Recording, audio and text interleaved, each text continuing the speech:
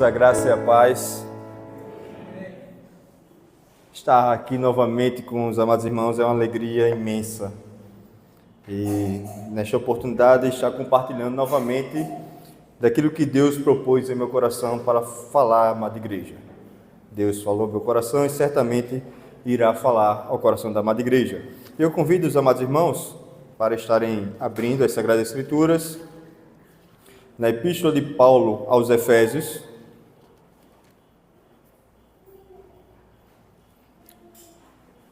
onde estaremos meditando no capítulo 2, versículo 11 ao 22.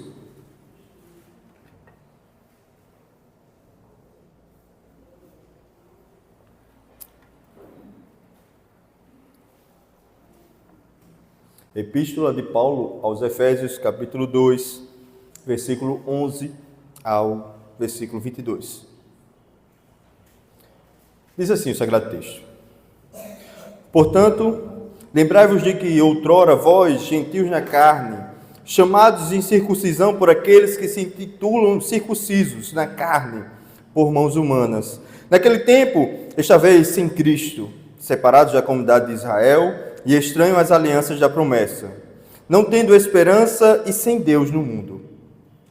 Mas agora em Cristo Jesus, vós que antes estáveis longe, fostes aproximados pelo sangue de Cristo. Porque Ele é a nossa paz, o qual de ambos fez um, e tendo derribado a parede da separação que estava no meio, a inimizade, aboliu na sua carne a lei dos mandamentos na forma de ordenanças, para que dos dois criasse em si mesmo um novo homem, fazendo a paz, e reconciliasse ambos em um só corpo com Deus, por intermédio da cruz, destruindo por ele a inimizade. E vindo, evangelizou paz a vós outros que estáveis longe, e paz também aos que estavam perto. Porque por ele ambos temos acesso ao Pai em um Espírito. Assim, já não sois mais estrangeiros e peregrinos, mas concidadãos dos santos, e sois da família de Deus, edificados sobre o fundamento dos apóstolos e profetas, sendo ele mesmo, Cristo Jesus, a pedra angular, no qual todo edifício bem ajustado cresce para santuário dedicado ao Senhor, no qual também vós, juntamente estáis sendo edificados para a habitação de Deus no Espírito. Oremos ao Senhor. Incline sua cabeça, feche seus olhos e ore a Deus. Gracioso Deus, mais uma vez reunidos em Teu nome para prestar um culto solene ao Senhor, queremos Te suplicar, Senhor, que tenhas misericórdia de nossas vidas, que nos ajude a caminhar, que Teu Santo Espírito possa neste momento iluminar as nossas mentes mais uma vez, para que haja clareza naquilo que queres falar aos nossos corações. Que o Senhor esteja repreendendo todo obstáculo, toda artimanha de Satanás, da carne, que intente nos distrair, impedir-nos de ouvir o Senhor falar aos nossos corações mais uma vez. É assim que nós oramos em Cristo Jesus. Amém. A carta aos Efésios, na minha percepção, é uma das cartas que o apóstolo Paulo trata de maneira mais bela a unidade da igreja. Carta aos Efésios, Paulo inicia esta epístola exatamente tratando das bênçãos que descem do trono de Deus sobre a igreja. Se você observar no capítulo anterior, a partir do versículo 3, Paulo, ele começa a expressar que bênçãos são essas. Ele chama o povo de agraciado, do qual o povo é agraciado não por causa de prosperidades materiais, mas por serem um povo que é alcançado por bênçãos celestiais. E ele, descrevendo essas bênçãos, ele fala em primeiro lugar que a primeira bênção da qual Deus derrama sobre a sua igreja é a eleição. Deus, ele predestinou seu povo antes da fundação do mundo com o propósito de ser glorificado por ele. A segunda bênção, da qual Paulo descreve, é a bênção da redenção, ou justificação, que é alcançada exatamente pela obra de Cristo. Cristo, ele se esvaziou, ele se humilhou na forma humana, para que todos que aqui estão, inclusive os leitores da Epístola aos Efésios, pudessem então alcançar o perdão diante de Deus. Sem Cristo não há perdão para pecados. Sem Cristo, toda a confissão de pecados é inútil, porque não são pelas belas palavras proferidas a Deus, num ato de humilhar-se para pedir perdão a Deus, mas é unicamente pelos méritos de Cristo que a igreja desfruta então da justificação. A terceira bênção, da qual é linkada por Paulo, é a certeza da salvação. E aqui ele usa a figura do Espírito Santo, do qual ele sela os eleitos e remidos, aqueles que foram justificados, são selados com o Espírito Santo, do qual é o penhor, ou seja, é a garantia. Aquela afirmação que nós conhecemos bem, uma vez salvo, salvo para sempre, ela não é errônea, não é equivocada. É expressa na própria palavra, do qual o Espírito Santo é a garantia de que nós somos salvos e salvos para sempre, e não há nada que possa impedir-nos de alcançarmos esta salvação, porque ela não é alcançada pela força humana, por obras humanas, mas unicamente pela obra do Filho de Deus. Na sequência, Paulo expressa a sua alegria ainda nesta saudação, que inicia-se no versículo 3 e vai até o capítulo 2 por completo, e ele começa a alegrar-se exatamente pela fé que havia ouvido daqueles irmãos em Éfeso.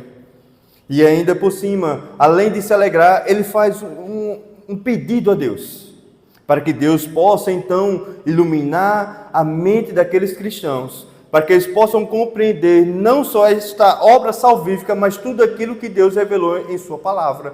Todo o propósito divino seja claro às mentes daqueles cristãos. No capítulo 2, a partir do versículo 1 ao versículo 10, Paulo começa a descrever como ocorre a salvação. E ele é enfático ao dizer: a salvação é por graça, e somente por graça. Não há nada que o homem possa fazer que ele possa alcançar a salvação, que faça dele merecedor, digno de ser salvo. No versículo 1, versículo 2 do capítulo 2, Paulo começa a mostrar, a descrever a situação dos gentios e dos judeus, onde ele inicia dizendo: estando vós mortos em vossos delitos e pecados, mostrando que a situação do povo gentílico, aquele povo que é desconhecido diante da lei do Senhor, é uma situação de morte e morte severa. A morte não é uma morte física, qual Paulo está descrevendo aqui, é uma morte espiritual, uma morte na essência. Toda a essência do homem está morto, os seus sentidos morreram, estão corrompidos pelo pecado, de maneira que não há nada que eles possam fazer diante de Deus, nada de bom. Até mesmo as suas obras boas, elas são maculadas pelo pecado e por isso são odiosas diante de Deus. Não obstante os gentios, Paulo também no versículo 2 diz: nós, os judeus, que somos conhecedores da lei, também estamos mortos nos nossos delitos e pecados. Há uma união, não há distinção entre judeus e gentios. Paulo diz: todos nós estamos mortos nos nossos delitos e pecados. Os gentios, seguindo a vontade do mundo, a potestade do ar, sendo por natureza filhos da ira, também nós judeus, seguindo as inclinações da nossa carne e do nosso coração, todos nós estamos mortos.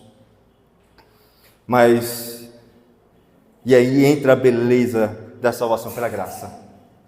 Apesar de nós, Deus nos salvou pela sua rica misericórdia, por seu grande amor.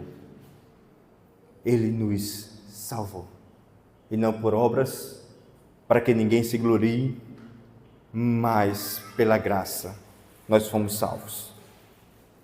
Então chega o texto do qual nós acabamos de ler, Efésios capítulo 2, versículo 11.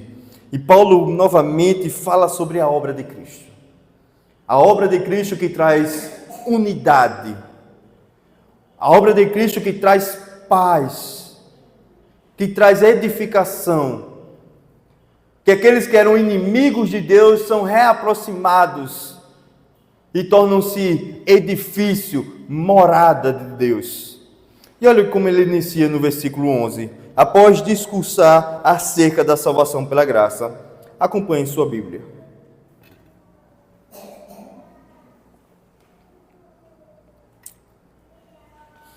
Portanto, lembrai-vos de que outrora vós, gentios na carne, chamados incircuncisão por aqueles que se intitulam circuncisos na carne, por mãos humanas, naquele tempo estáveis sem Cristo, separados da comunidade de Israel e estranhos às alianças da promessa, não tendo esperança e sem Deus no mundo.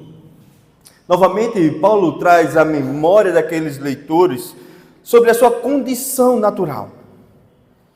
Nós sabemos que os judeus foram um povo exclusivo do qual Deus chamou ali no Antigo Testamento, dotou-os de conhecimento e da revelação divina de que Ele é o único Deus. E este povo, esta nação de Israel, era a única portadora da palavra de Deus. Embora saibamos que em Êxodo capítulo 19, Deus já havia decretado sobre Israel que eles seriam sacerdotes das nações, onde eles deveriam compartilhar a lei do Senhor com as demais nações, onde eles deveriam ensinar, evangelizar, mas isso não foi feito por eles. E estas demais nações eram desconhecidas deste Deus, apesar das grandezas que Deus realizara em Israel e por meio de Israel, Deus ainda era estranho. E Paulo está dizendo isso, lembrando aos seus leitores que antes da conversão, eles estavam longe de Deus. Eles eram estranhos à lei de Deus, eles não conheciam quem é Deus. E é interessante, meus amados irmãos, quando Paulo escreve aos Romanos, no capítulo 3, que ele diz que quando Deus olha do céu para a terra, ele não encontra um homem justo, não há quem faça o bem, não há nenhum sequer. Todos se extraviaram, todos estão perdidos em seus pecados. E é isso que Paulo está lembrando a estes leitores, que sem Cristo eles estavam longe de Deus, eles estavam estranhos às promessas de Deus, porque somente a nação de Israel era portadora desta palavra, da qual eles desconheciam e seguiam um curso contrário ao de Deus. Meus amados irmãos, todos nós aqui, se o Evangelho não tivesse nos alcançado, todos nós estaríamos distantes de Deus. Não caiamos no erro de pensar que pessoas boas podem ser salvas sem Cristo Jesus. Sem Cristo não há salvação. Levanta-se até aquela hipótese dos índios que nunca foram evangelizados, que nunca ouviram acerca da palavra de Deus, se eles terão uma segunda chance, se eles serão salvos. E a palavra diz que não. Todos aqueles que estão longe de Cristo não podem alcançar a salvação. E é isso que Paulo está elencando para aqueles leitores de Éfeso. Sem Cristo, vocês estavam longe da salvação, longe de Deus. Mas a situação daquela igreja agora é totalmente diferente, porque Paulo vai dizer, mas agora em Cristo Jesus, vós que antes estáveis longe, fostes aproximados pelo sangue de Cristo. É impossível nós crermos, meus amados irmãos, que o homem por si só pode alcançar a salvação. Eu não creio. Não é bíblico. Não há possibilidade alguma do homem escolher a Deus. Você não escolheu a Deus. A sua escolha é um resultado da escolha dele. Deus nos escolheu e por isso nós vamos até Ele. Isso é desde o jardim do Éden. Quando Adão peca, ele foge da presença de Deus. Mas é Deus que o aproxima. Sempre no ato da salvação, é Deus que toma a iniciativa. E por isso Paulo diz que Cristo Jesus foi até os lugares distantes e trouxe este povo desconhecido para a luz. Trouxe este povo que estava em inimizade com Deus e reaproximou e religou a comunhão com Deus. E ele vai continuar dizendo, porque ele é a nossa paz, o qual de ambos fez um. E tendo derribado a parede da separação que estava no meio, a inimizade. E aqui Paulo não está se referindo ao relacionamento dos gentios com Deus, mas está se referindo ao relacionamento dos gentios com os judeus. Os judeus, por natureza, achavam-se um povo superior aos demais povos. Eles se orgulhavam, porque eles serviam o verdadeiro Deus. O Deus que havia libertado da escravidão egípcia, o Deus que havia libertado da escravidão da Babilônia, o Deus que guardou, cuidou e providenciou o alimento durante o deserto, os 40 anos no deserto. Então eles se gabavam, nós somos o povo eleito de Deus. Nós somos aquele que Deus resolveu morar em nosso meio. E haviam leis cerimoniais que impediam exatamente esta união dos gentios com os judeus. Os judeus, eles não se ajuntavam com os gentios. Por isso foi motivo de escândalo quando Jesus proferiu a parábola do bom samaritano. Como um bom samaritano, como um homem que serve a um Deus estranho, que ele afirma servir ao Deus Altíssimo, mas na realidade é contrária. É cheia de misticismo, cheio de idolatria. Como este homem pode ser digno de ser citado por Cristo? Como este homem, em contraste com os sacerdotes, com os levitas, a alta cúpula do povo israelita, como este samaritano pode ser tido como bom? Também em outro episódio de Jesus com a mulher samaritana, traz também um certo escândalo, como Jesus, o mestre, o rabi, como ele pode se aproximar de uma mulher samaritana? E além do mais, não era só uma mulher samaritana, era uma adúltera. Como Cristo pode tomar água das mãos de uma adúltera? Havia essa divisão. No próprio templo ali construído, havia um obstáculo, havia uma placa que dizia que se algum gentil, algum não judeu, ultrapassasse aquela linha, ele era digno de morte. Havia uma separação, havia um muro que separava judeus e gentios. Mas Cristo está dizendo que a sua obra é tamanha, que trouxe a paz, que trouxe a unidade. A igreja de Cristo, ela não está fragmentada, ela está unida, ela não está cheia de divisões, onde há classes sociais, onde há etnias. Não, é um único povo, judeu e gentio, formam um corpo com Cristo. E Cristo derribou toda a parede que trazia separação, que promovia a inimizade. Cristo derrubou.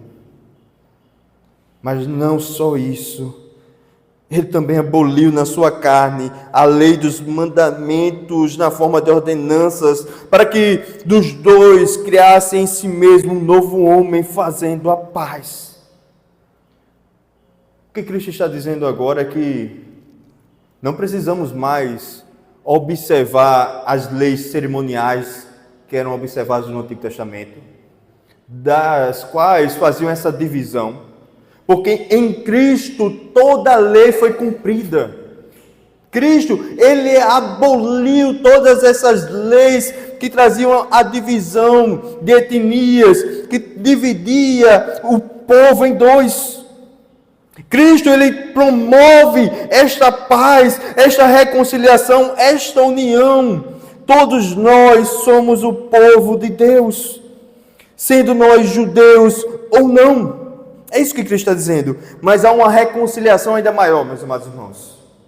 Não basta só nos reconciliarmos uns com os outros. Precisamos nos reconciliarmos com Deus. É isso que ele vai dizer em seguida. E reconciliar-se ambos em um só corpo com Deus, por intermédio da cruz, destruindo por ela a inimizade.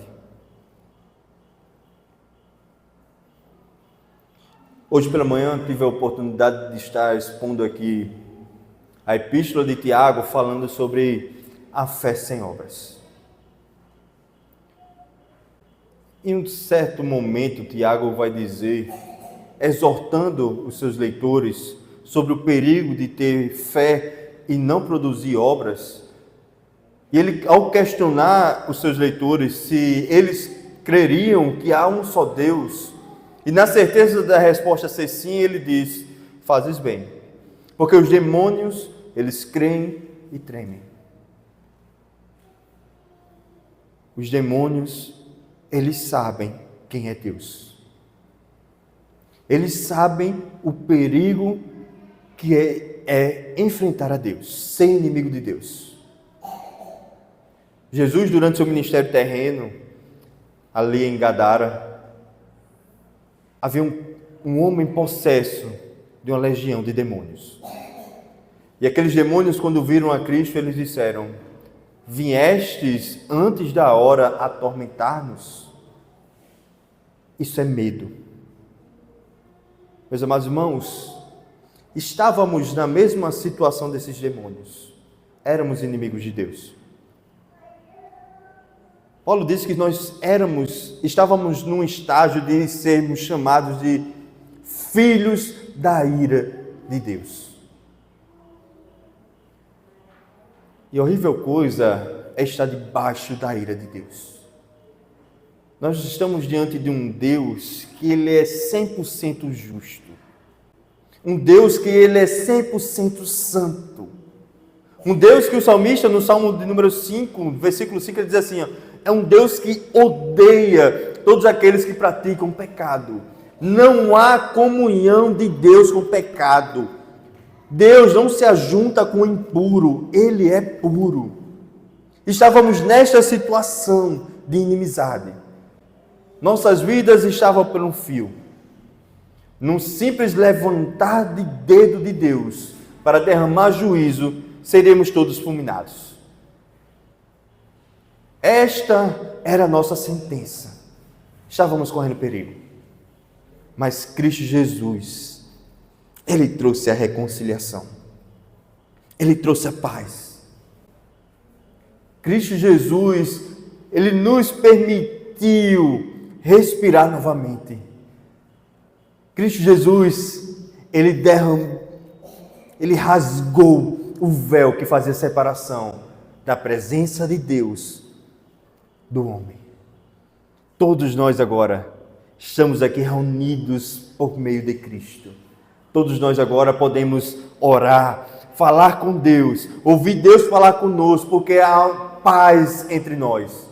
Olha que obra magnífica esta que Cristo fez por nós, reconciliando aquilo que era impossível diante dos nossos olhos, se torna agora possível por causa de Cristo.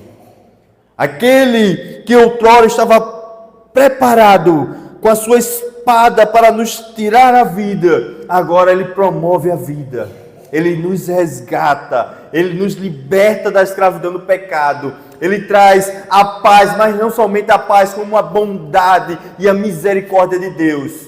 Aquilo que Davi diz no Salmo de número 23, bondade e misericórdia certamente me seguirão todos os dias da minha vida. Tudo isso é alcançado por meio de Cristo. Mas ele continua ao dizer que o próprio Cristo, no versículo 17, dizendo: evangelizou paz a vós outros que estáveis longe, e paz também aos que estavam perto. Jesus não faz distinção, acepção de pessoas. A expressão estáveis longe se refere aos gentios. Aquele povo que não conhecia Deus, aquele povo que estava longe de Deus. Jesus veio para evangelizar. Aqueles que odiavam a Ele próprio, como é o exemplo do próprio Paulo, que perseguia os seguidores do caminho. Jesus evangelizou. Nós, em pleno século XXI, fomos evangelizados. Fomos alcançados por esta palavra. Cada um tinha uma vida totalmente distinta, longe de Deus. Mas apesar de nós fomos alcançados. Tamanho é o amor de Deus, que Paulo expressa em Romanos capítulo 5, que Deus prova o seu amor quando nós ainda éramos pecadores. Ou seja, independente de nós e apesar de nós, Cristo nos ama e por isso Ele trouxe a revelação de Deus, por isso Ele trouxe essa reconciliação, por isso Cristo promoveu a paz entre o homem e Deus. E a expressão aos que estavam perto é uma referência aos próprios judeus, porque eles, como portadores da lei, eles próprios necessitavam da salvação, eles próprios necessitavam conhecer a Cristo, eles próprios necessitavam desta reconciliação, do qual a sua condição também era de miserável pecador, era de morte espiritual, porque estamos aqui, meus amados irmãos, não para satisfazer a nossa vontade, mas para satisfazer a vontade daquele que nos chamou. Nós fomos chamados, nós fomos resgatados para servir a um único Senhor, e não é o nosso coração, é a Deus. Porque por meio dele, ambos temos acesso ao Pai e ao Espírito. Assim, já não sois estrangeiros e peregrinos, mas concidadãos dos santos e sois famílias de Deus, edificados sobre o fundamento dos apóstolos e profetas, sendo Ele mesmo, Cristo Jesus, a pedra angular. Estamos aqui, meus amados irmãos, num momento de construção, e a construção do qual Cristo está falando é o nosso processo de salvação. Nós somos salvos e estamos sendo salvos diariamente. Nós não somos santos no mais pleno sentido desta palavra. Somos santos pecadores. A verdade é essa. Estamos num processo de santificação, estamos num processo da nossa própria salvação, e por isso Paulo orienta os leitores: desenvolvei a vossa salvação. Não no sentido de que agora podemos ajudar a Cristo nesta obra salvífica, não, mas no sentido de que, por sermos salvos, precisamos andar em conformidade à nossa salvação. Por isso a necessidade diária de confessarmos os nossos pecados. Por isso se faz necessário ter uma vida de vigilância. Precisamos estreitar o nosso relacionamento com Deus, porque isso é uma característica daqueles que foram salvos. Precisamos andar em conformidade com a lei. Não porque a lei vai promover a salvação, mas porque nós somos salvos. Nós somos salvos exatamente para obedecer a lei. Não no sentido de que agora, pelas nossas obras, nós vamos alcançar o mais pleno, o mais alto sentido da salvação. Não! A lei serve-nos apenas para mostrar que nós somos salvos e de quem nós somos o povo. Nós somos povo exclusivo de Deus. E por isso precisamos entender que o nosso fundamento é Cristo Jesus. Se por algum momento você ouvir qualquer mensagem, qualquer sermão, que não tenha Cristo como fundamento, é heresia. Tudo aquilo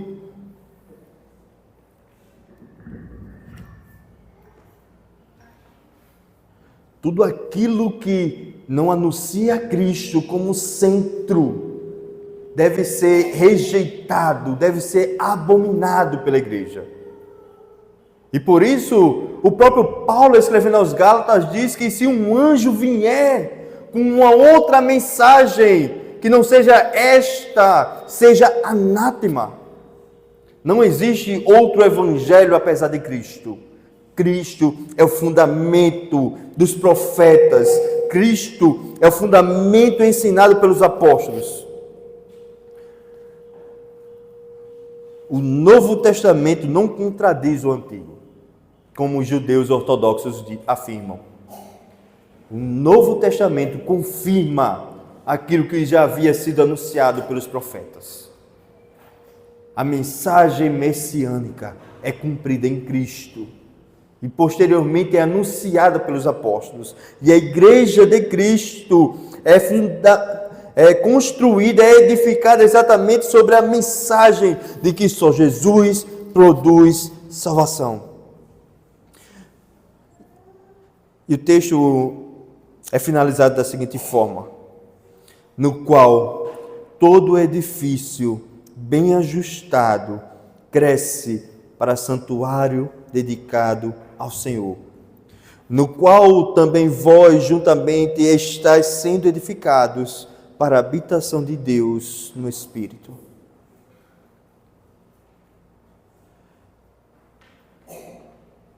Estes dois versículos transmitem duas ideias.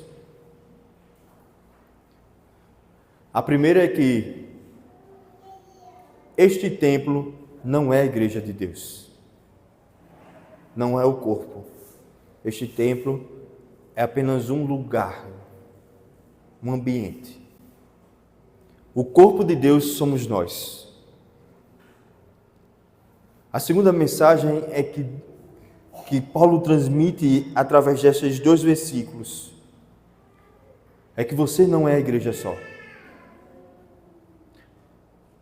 Aquela ideia propagada pelos desigrejados de que eu sou a igreja e por isso eu não preciso me congregar, eu não preciso de outras pessoas para cultuar a Deus, eu sou a igreja.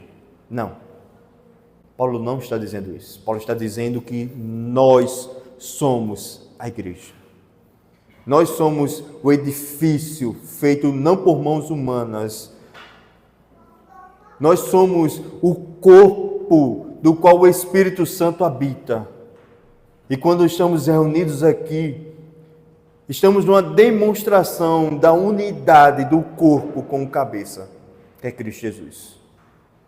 Por isso você não é a igreja só. Nós somos a igreja. E diante disso, meus amados irmãos, nós somos lembrados de que a nossa vida aqui não é uma vida eterna, mas passageira. A realidade do céu e do inferno devem ser algo claro em nosso meio. E por isso precisamos, num ato de amor a Deus, propagar este Evangelho. O fim se aproxima. Chega o momento em que o cabeça volta para buscar o seu corpo. Precisamos estar preparados. Mas não só preparados. Precisamos anunciar que aquilo que fazia inimizade entre Deus e o homem foi abolido em Cristo Jesus. As paredes foram derribadas. Os obstáculos foram extraídos. Precisamos anunciar o Evangelho a toda criatura. Assim como Cristo não fez acepção de pessoas ao nos escolher, não devemos fazer acepção de pessoas ao pregar o Evangelho. Diante destas verdades que confortam a nossa alma, que trazem alívio ao nosso coração, precisamos entregar esta mesma mensagem para que outros possam desfrutar desta paz. Aqueles que ainda estão mortos em seus delitos e pecados necessitam de vida. Aqueles que estão longe de Deus precisam ser aproximados. E só há um caminho: Jesus Cristo. Não pense que aquela pessoa, por mais boa que seja, ela é digna da salvação. Sem Cristo não há salvação. Por isso precisamos pregar o Evangelho para ela. Precisamos sair daqui não só regozijados alegres, confortados por esta palavra de que Cristo nos reconciliou com o Pai. Mas precisamos sair daqui confrontados, que precisamos compartilhar esta mensagem. O mundo aí está em festa. Pessoas estão satisfazendo os desejos da sua carne, achando que aquilo é alegria, aquilo é felicidade, mas não é, nós sabemos disso. Diante daquilo que nós vimos aqui, aqueles que estão longe de Deus estão em tormento, porque um dia este Deus voltará e derramará o seu juízo. Precisamos compartilhar esta mensagem. Precisamos alertar este mundo. Em meio à perseguição que nos virá, precisamos manter-nos firmes na certeza de que o nosso Deus, Ele reina sobre todo o universo. Que Deus nos dê graça, meus amados irmãos. Nos dê graça para desenvolvermos a nossa santidade. Nos dê graça para compartilhar este Evangelho. Apresentar Cristo a pessoas que não o conhecem. E nos dê graça para mantermos esta unidade aqui como corpo de Cristo. Estando aqui unidos para adorá-lo, para desfrutar da comunhão uns dos outros e para, acima de tudo, cumprir o propósito de nossas vidas, que é glorificá-lo. Deus nos abençoe. Oremos ao Senhor. Santíssimo Deus, queremos te agradecer, Senhor. Te agradecer por tua bondade e a tua misericórdia que tem nos cercado. Obrigado, Santíssimo Deus, pelas tuas palavras, porque são palavras de vida. São palavras que nos confortam, que nos traz alegria, que nos transmite paz. Obrigado por tudo. Mas também queremos te pedir, Senhor, a tua graça e a tua benevolência, para que outras pessoas possam desfrutar deste momento, que possamos evangelizar, que possamos pregar a tua palavra a toda criatura, sem acepção de pessoas.